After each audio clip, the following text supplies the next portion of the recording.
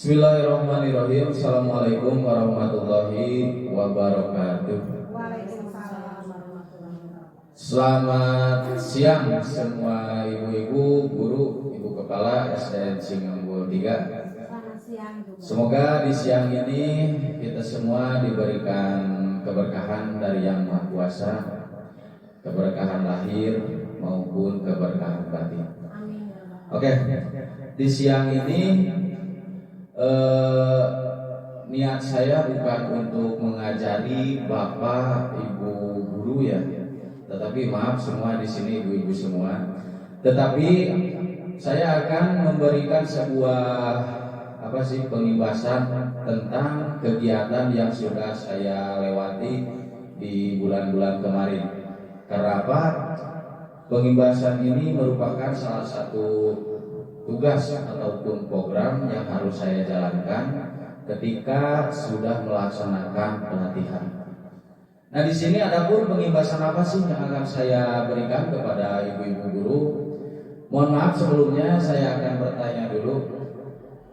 Di sini di era pendidikan zaman sekarang, jadi pendidikan itu tidak makin mundur, tetapi era pendidikan di zaman sekarang ini makin kesini itu makin maju. Bahkan Presiden juga sudah mencanangkan bahwa ada 2030 itu yaitu Indonesia Emas, kan? Nah, sebelumnya di sini kan sudah jelas. Yang akan saya jelaskan itu yaitu yang pertama tentang coding kecerdasan artifisial atau KKA kalau disingkat.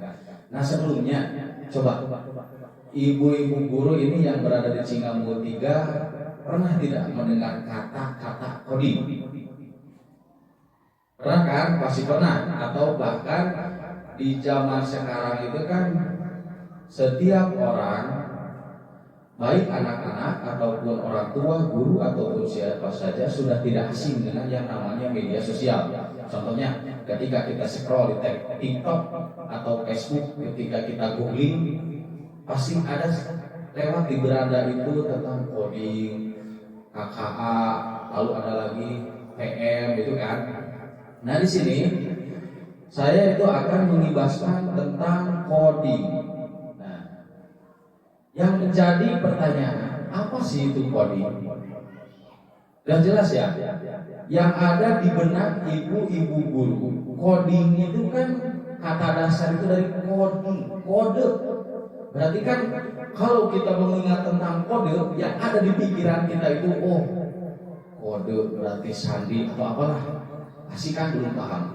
Tetapi di sini saya tidak akan memberikan sebuah pengalaman atau memaparkan tentang materi coding yang terlalu berat. Kenapa? Coding itu sama ada tingkatannya. Tingkatan buat anak SD secara bertahap, SMP, SMA, dan selanjutnya. Nah, di sini coding itu yang pertama itu pengertian coding. Jelas Ibu ya? Terlihat dari belakang. Coding adalah kemampuan menulis instruksi atau kode program agar komputer menjalankan perintah tertentu. Nah, di sini kan pasti udah asing, tidak asing lagi ya. Ada kalimat komputer. Semua sekolah, ibu-ibu guru pasti sudah kenal wujud komputer itu seperti apa. Bagaimana kita menjalankan komputer. Nah, sedangkan di sini instruksi kode program. Awas, kita itu jangan terlalu berpikir lebih jauh bahwa kita itu kan mengajar di tingkat SD. Benar apa tidak sih? Anak tingkat SD kita belajarkan kode. Mungkin atau tidak? Bisa saja mungkin, bisa saja tidak. Nah, selanjutnya ia melatih berpikir komputasional atau computational thinking yang mencakup dekomposisi masalah, pola, abstraksi, dan logaritma. Nah, di sini ke bawah seperti memberi instruksi kepada robot komputer dengan bahasa sederhana. Misalnya maju 3 langkah, belok kanan, ambil bendera. Nah ini contoh di sini, ini bisa diimplementasikan ketika salah seorang siswa sudah mampu menguasai itu tentang berkodean. Contoh, keseharian ibu-ibu guru tahu tidak tentang Microsoft Excel? Semua ibu guru pasti tahu. Ketika Microsoft Excel kita gunakan untuk membuat sebuah contoh ulangan harian itu siswa jika nilainya mendapatkan 6 sampai 80 maka kategorinya cukup, contoh. Tapi jika siswa mendapatkan nilai 80 sampai 100 kategorinya baik. Nah di sana ketika perintah kita kerjakan dalam menggunakan Microsoft Excel dalam pembelajaran atau dalam kita melaksanakan penilaian, maka apa yang akan kita lakukan? Nah di sini kan kita menggunakan sebuah rumus if then, itu kan? Nah itu secara sekilas. Nah untuk pengimplementasian kepada siswa nanti selanjutnya. Nah selanjutnya, lalu yang kedua, apa sih arti pengertian kecerdasan artifisial? Nah di sini ada teknologi yang meniru kemampuan manusia dalam berpikir, belajar, dan mengambil keputusan. Dalam pendidikan KA hadir dalam bentuk chatbot, tutor cerdas, rekomendasi belajar personal, hingga analisis otomatisasi belajar. Contoh, Google Translate, rekomendasi video di YouTube, atau asisten suara HP. Nah, kita ambil contoh yang sangat sekali simpel. Bahkan setiap hari Bapak Ibu guru di sini pasti sudah, bukan pernah, tapi sering ketika kita searching di YouTube. Contoh, kita searching di YouTube mengetikkan senam pagi anak sehat. Contoh kan, kita enter maka muncul banyak ke bawah. Ketika klik salah satu, kok di sini di beranda pinggir muncul sama kan? Senam anak sehat SD mana, dari kabupaten mana. Nah, jadi maksud KA di sini kecerdasan artifisial ini masuk ke sini dalam rekomendasi video di YouTube. Jadi intinya bagaimana, kan tadi sudah dijelaskan dalam coding itu ada namanya algoritma. Bahkan kalau seorang konten kreator zaman sekarang, kan kita itu sering mendengar ya yang namanya FYP. Nah FYP itu jadi kita itu membuat salah satu tindakan, bagaimana sih supaya tindakan tersebut terbaca algoritma yang kita lakukan. Nah sama itu ketika di KA, di YouTube, atau di Google Translate. Kan kalau kita bingung, contoh dalam ada kalimat bahasa Inggris, masukkan ke Google Translate, kok dia bisa menjawab itu, kenapa? Kan pasti dalam benak ibu-ibu guru di sini ada sebuah pertanyaan, kok Google tahu ya? Ketika kita menanyakan apapun dia tahu. Bahkan sekarang ada yang namanya ChatGPT, ada kan? Kita searching, bahkan di ChatGPT zaman sekarang itu kan banyak sekali rekayasanya. Kita upload foto, coba pindahkan saya ke negara Afrika, contoh. Dia itu sangat pintar sekali, karena apa? Karena itu programmer KA, kecerdasan artifisial, seseorang yang merancang tersebut memang sudah sangat mahir. Nah, bahkan untuk standar kita gunakan ketika di sekolah untuk menggunakan ChatGPT itu, kita kan untuk melengkapi sebuah administrasi pembelajaran kita itu sangat memerlukan. Contoh, kita akan membuat RPP. Kita coba di ChatGPT. Kalau kita tidak lengkap, kan tadi juga sudah dijelaskan, ada algoritma yang di-coding. Jadi bagaimana kalimat yang harus kita masukkan ke ChatGPT tersebut? Maka kalimat pertama yang harus kita gunakan itu ketika sebagai expert, buatkan saya RPP atau modul ajar tentang materi anu, kelas anu, bab anu, SD 93. Contoh, enter, masih muncul. Tetapi ketika kita tidak menggunakan sebagai expert, maka yang akan munculnya itu umum kan? Tidak sedetail yang kita mau. Nah bagaimana kalau kita ingin di ChatGPT itu sedetail yang kita mau, yang kita inginkan, yang di depannya itu tempelkan sebagai expert. Nah Itu fungsi dari coding dan KKA.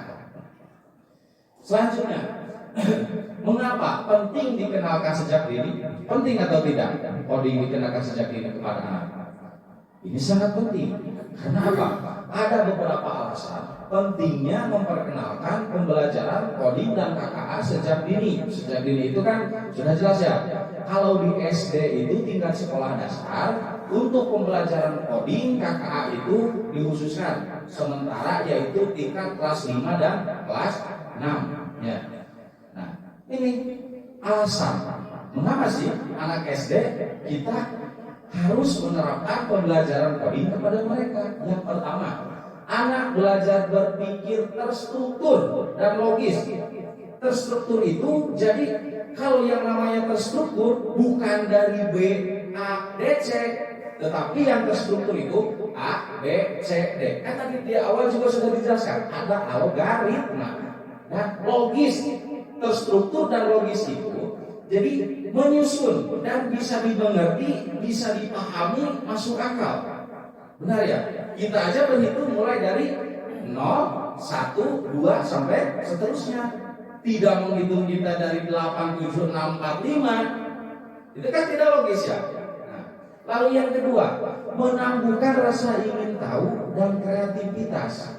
Ketika kita menerapkan pembelajaran KKA kepada tingkat kelas 5 dan kelas 6, maka dalam benak mereka, bahkan dalam benak kita sendiri yang akan mengajarkan, akan tumbuh rasa ingin tahu dan kreativitas. Karena apa? Kan tadi sudah dijelaskan.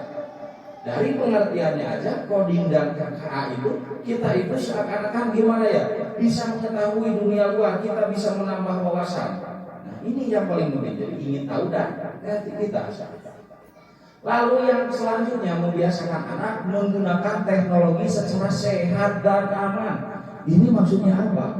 Sehat dan aman di sini, kita itu dalam penerapan pembelajaran KKA tidak mungkin seorang guru akan mengajarkan searching di Google kepada hal-hal yang tidak baik. Nah, begitu. Lalu yang selanjutnya, mempersiapkan anak menjadi pencipta, bukan hanya pengguna teknologi.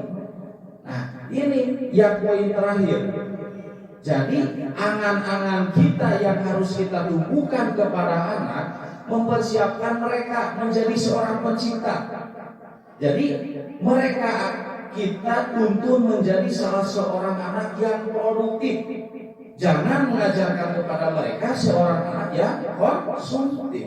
Nah, selanjutnya, nah ini bagaimana cara kita untuk menerapkannya? Nah, di sini ada program atau capaian pembelajaran untuk SD di tingkat kelas 5 dan kelas 6 fase C itu, yaitu yang pertama, coding yang harus kita terapkan kepada mereka. Di anak kelas 5 dan 6 itu mengenal algoritma sederhana.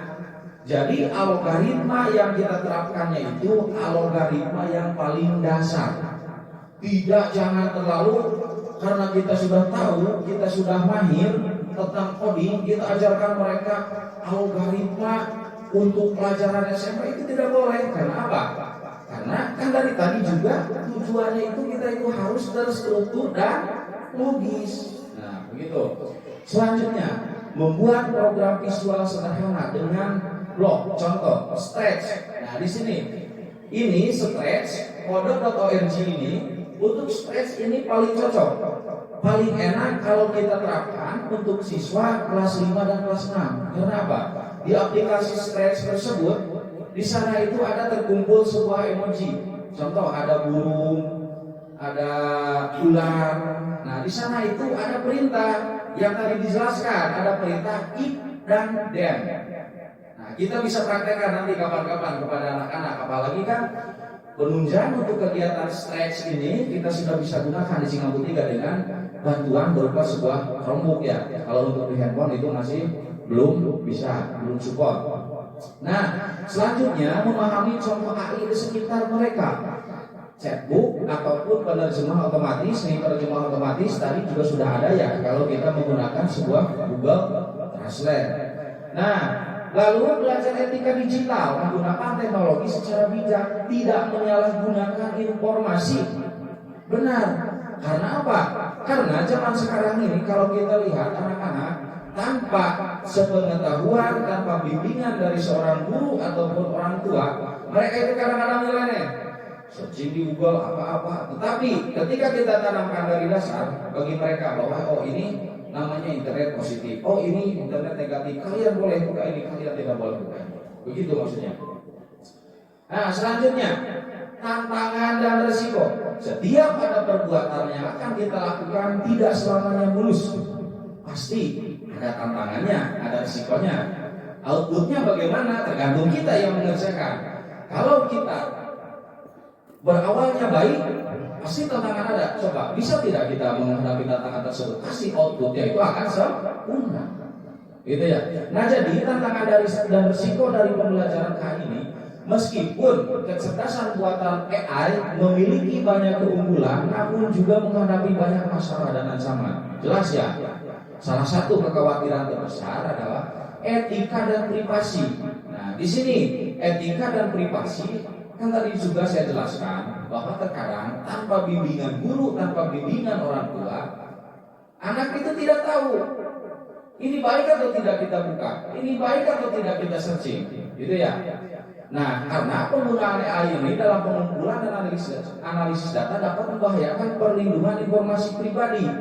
Selain itu, terdapat risiko pengangguran akibat otomatisasi pekerjaan yang menggantikan tenaga manusia, khususnya ini di bidang industri dan jasa. Jelas ya? Kalau kita melangkah lebih jauh, kalau kita gimana ya? Kita searching di Google bahwa zaman sekarang ini memang sebuah pabrik untuk membuat salah satu produk sudah banyak yang tidak menggunakan tenaga manusia, tetapi sudah menggunakan apa? Menggunakan robot. Nah, pemrograman tersebut itu menggunakan apa? Yaitu dari coding yang digunakan, tetapi codingnya juga bukan coding dasar, itu sudah tingkatan coding buat robot, gitu ya. Nah, selanjutnya keterkaitan dengan profil lulusan dan 8 dimensi. Nah, ini keterkaitannya itu yang pertama penalaran kritis, belajar menyusun langkah dan debugging. Lalu yang kedua kreativitas, membuat animasi game sederhana. Animasi game sederhana ini yang tadi sudah saya jelaskan, yaitu tentang penggunaan aplikasi Stretch. Nah, lalu yang selanjutnya kolaborasi, proyek coding kelompok. Nah, untuk kolaborasi di sini ketika salah seorang anak kita itu tidak bisa mengajarkan begini, kamu harus bisa sendiri, kamu harus bisa sendiri. Nah, yang enak begini, kita itu buat salah satu kelompok, buat kita proyek. Kamu coba membuat aplikasi Stretch tentang burung sedang terbang. Kamu membuat aplikasi Stretch tentang metamorfosis, begitu ya. Jadi antar teman dan teman itu mereka itu saling apa? Saling geser pengetahuan. Kalau kita tekankan secara sendiri-sendiri, terkadang yang pertama itu baru dengan diajar coding karena kita sudah stres. Nah, tetapi ketika kita menggunakan secara penggesekan antara teman, insya Allah pasti akan berhasil ya. Ya, kalau di sekolah itu bisa dengan cara berkelompok. Lalu komunikasi menceritakan cara program, kewargaan, sadar hak, tanggung jawab di dunia digital. Kemandirian, mencoba eksperimen coding secara mandiri. Lalu keimanannya menggunakan teknologi untuk kebaikan. Benar, ini penggunaan teknologi untuk kebaikan. Jelas ada internet positif, ada internet negatif. Tinggal kita mengarahkan kepada mereka bahwa ini baik, bahwa ini jelek, bahwa ini boleh, bahwa ini tidak. Nah, lalu kesehatan mengatur waktu layar, screen time.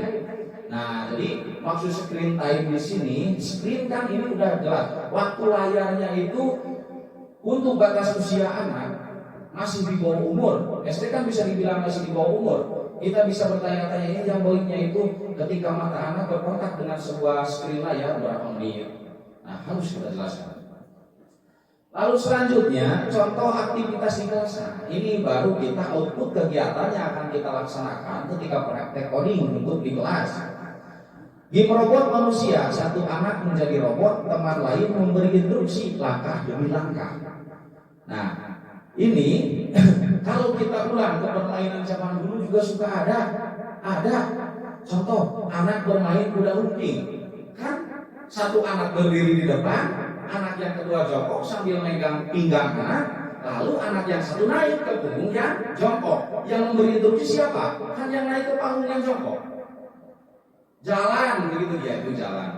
Berhenti. Nah, secara tidak sadar mereka itu sudah melakukan coding perintah secara algoritmik. If then itu yang sudah mereka gunakan.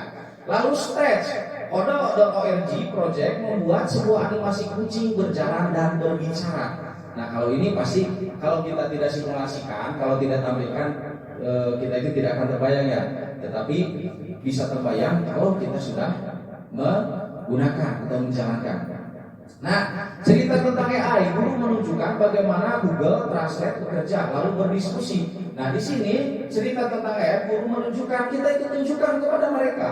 Coba anak-anak, setelah Chromebook kalian buka yang ada di depan kalian, coba buka di Google searching tentang ChatGPT. Nah, coba di ChatGPT kalian ketikkan, sebagai expert buatkan salah satu contoh tentang rangkaian listrik. Ada di bawah. Gitu ya. Nah, lalu ada lagi proyek mini membuat chatbook sederhana dengan pertanyaan jawaban, misalnya tentang hewan atau tokoh nasional. Selanjutnya, nah di sini ketika pengimplementasian sebuah pembelajaran coding kepada anak tentang yang tadi sudah dijelaskan, ada strategi guru. Strateginya bagaimana? Gunakan pendekatan bermain sambil belajar. Gamifikasi. Kenapa sih kok harus gamifikasi? Karena kan tadi juga saya sudah bilang, baru dengarnya aja coding anak itu sudah merasa stres. Tetapi kalau kita bawa mereka itu dengan slow, santai, belajar sambil main, insya Allah mereka itu stresnya itu hilang. Nah, lalu dorong anak untuk bereksperimen tanpa takut salah, jangan takut salah. Nah, kelemahan terbesar yang kita hadapi, yang kita rasakan itu takut salah. Nah, takut salah, jangan takut salah karena apa? Kalau kita sudah buka sebuah komputer, di sana itu ada fungsi delete apa, fungsi tombol enter apa. Jadi jangan takut salah. Kalau kita takut salah, jangan mau mencoba. Gitu ya. Kalau kita mau mencoba, berarti kita itu sudah merasa tidak takut salah. Lalu integrasikan dengan mata pelajaran lain, misalnya matematika, materinya logika dan pola, bahasa Indonesia membuat dialog chatbook, lalu IPA simulasi sains sederhana dengan kode. Nah, contoh yang tadi mau tentang metamorfosis atau kejadian alam, banyak kan? Selanjutnya ini peran AI sebagai pendukung. Nah, AI di sini memang perannya itu sangat besar. Karena apa? Platform belajar adaptif, Khan Academic Kit, nah membantu personalisasi. Guru bisa gunakan ChatGPT atau AI EduTool untuk menyiapkan soal, cerita interaktif atau simulasi. Anak belajar kolaborasi manusia plus mesin sejak dini, bukan menggantikan guru. Nah, di sini kita ambil kesimpulan bahwa di SD coding dan kecerdasan artifisial tidak diajarkan secara rumit. Kan tadi dalam proses pembelajarannya itu mereka itu menggunakan apa tadi? Kita itu dalam penyampaiannya itu secara gamifikasi, belajar sambil bermain. Tetapi lewat bermain, eksplorasi dan kreativitas sederhana. Tujuannya agar anak Indonesia terbiasa berpikir logis, berkreasi dengan teknologi dan memiliki dasar literasi digital yang sehat, selaras dengan profil lulusan 8 dimensi. Oke, mungkin untuk pengibasan dari materi tentang coding dan KKA dari saya dicoba sekian. Untuk kita lebih menambah wawasan, bahkan untuk bisa bereksplorasi yang lebih jauh, bahkan kita itu bisa lebih mahir, kita lebih tahu, maka kita bisa searching di Google. Tetapi dengan syarat kita gunakan internet yang positif. Oke, terima kasih. Assalamualaikum warahmatullahi wabarakatuh.